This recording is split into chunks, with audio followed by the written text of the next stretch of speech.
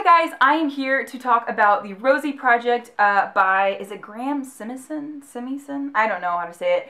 But recently I just finished this book. I read it in like 2 sittings. It was so good and I just really liked the characters. It took me a few chapters to kind of get into it. It's through Dawn's perspective and it was a little odd at first. Kind of reminded me of when I read Silver Linings Playbook, but then once I got into it, loved it. So I'm going to tell you a little bit about it and then I'm going to jump into kind of my thoughts and things. And so you can stick around for the first part even if you haven't read this. But this is a contemporary about Don, who he lives in Australia. He's a associate professor, I believe. He's a genetics professor, and so he is very socially awkward. He kind of reminds me of Sheldon in some ways, and he doesn't have a lot of friends, and he doesn't really go on a lot of dates.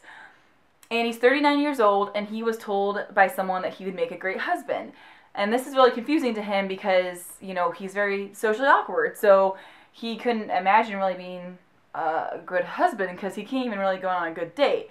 So he makes this thing called the Wife Project where he's basically seeking out, trying to find the perfect partner for him. And he's trying to find a wife. And the questions are just outrageous, honestly. Like, they're just, his expectations are just out of this world. But I just love this so much because he meets Rosie, and Rosie is the exact opposite of what he wants and expects in a partner, and she smokes and she drinks and she's always late. She has like flaming red hair, she wears lots of jewelry, and she works as a barmaid, as Dawn calls her. And it's so fun to read about the dynamics between them. Rosie's actually someone that's looking for her biological father, and Dawn can help her because he's he works with genetics and stuff like that all the time. He works with DNA and stuff. So that's kind of where this goes. I highly recommend this. I gave it 5 out of 5 stars. I loved it. It's kind of like the perfect rom-com, basically. I love the characters. It kind of reminded me a little bit of Silver Linings Playbook and Attachments. I don't know. It's like, this book, it kind of reminded me of this because in the beginning I was kind of, took me a few chapters to kind of get used to Pat, and then once I did, I loved it. And their story, Pat and Tiffany, and their just relationship kind of thing, and the friendship that grows, and I loved it. And then Attachments as well. What was his name? Lincoln? He kind of reminded me of Lincoln also because Dawn like works out and Dawn does taekwondo and he's very efficient with his time and stuff, but then he's just so socially awkward. Like, his behavior around people is like that. And so I highly recommend this. It is a contemporary, like I said. So if that interests you, definitely go check it out and then come back and discuss with the rest of us, because I'm going to talk a little bit more in detail, not a lot, just a little bit more, just about my thoughts and things, because I really love this book. So Dawn's character, like the way he was around people, like when he would go, he'd say like, oh, you, the fat lady in the back. Excuse me, the overweight lady in the back. Like, oh no, I almost made a social error. Dawn, you can't call people that. But I just loved Dawn and Rosie together so much. You guys, if you've read this, you have to let me know your thoughts and things. I just want to talk about this book because it was so cute, and like Rosie, like, oh, I just loved her. And I thought in the beginning, when he assumes that she like applied for the Wife Project, I thought that maybe she hadn't, and that Jean had just kind of like set it up, and that it was just kind of, because she seemed pretty surprised when he's like, you know, do you want to go to dinner with me tonight? She's like, okay. She seemed a little surprised, and so I thought that it probably had to do with genetics. Like maybe she was sent there to find her father and not for the Wife Project. But one of my favorite parts of this book is when he learns how to dance.